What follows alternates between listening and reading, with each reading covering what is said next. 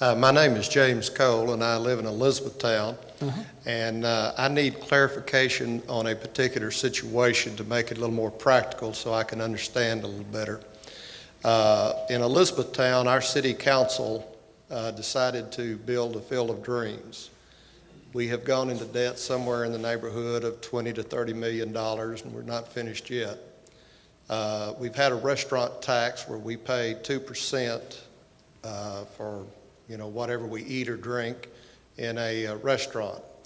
Now, in the event that this process became reality, and let's say that Hardin County, Radcliffe, and Elizabethtown all combined.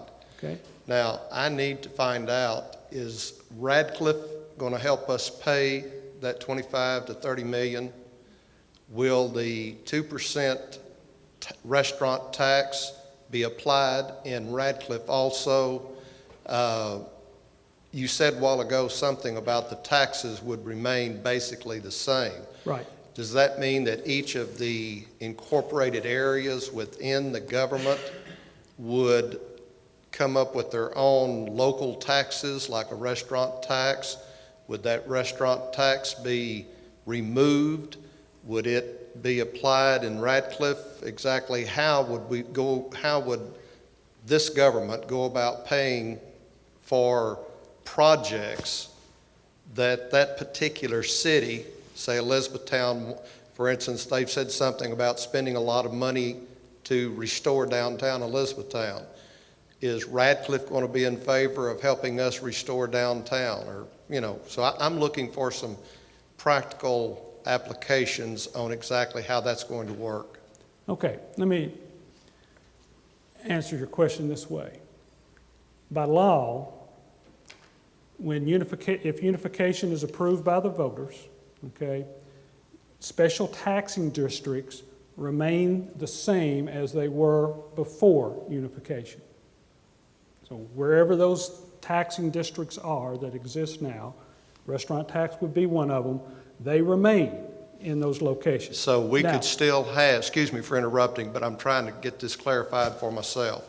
So even if we had a unified government, that taxing corporation, or that taxing the corporate area, if you're talking about, you're saying that Elizabethtown could still have its own tax structure as compared to Radcliffe? Yeah, that's called a special taxing district. Those districts remain the same and intact, okay, when unified government begins. Excuse me, I hate to keep interrupting, well, but it's I'm difficult really, for me to answer your trying question to work this out. I mean, who would decide, okay, Elizabethtown, you want to restore downtown, so we're going to continue this 2%. Okay. Okay. This is what happens. Those special taxing districts remain where they're at, okay? All future decisions then about taxing and services and all of those things are made by the unified government. And that's the same way it happens today, okay? The city of Radcliffe, the city council of Radcliffe makes those decisions. County government fiscal court makes those decisions today. Those decisions going forward would then be made by the unified government. Now, typically what we have found through the research is that what happens when you have a unified government is most of those decisions then are made from kind of a big picture viewpoint as opposed to a small local community when you have unified government, okay? Because as we know, I think in this community particularly, we may say, I'm an Etonian, I'm a Radcliffe, I'm a Rineyville Red Devil, but what happens in our adjoining neighborhoods affects all of us, and we know that. And so those decisions then are made in that fashion.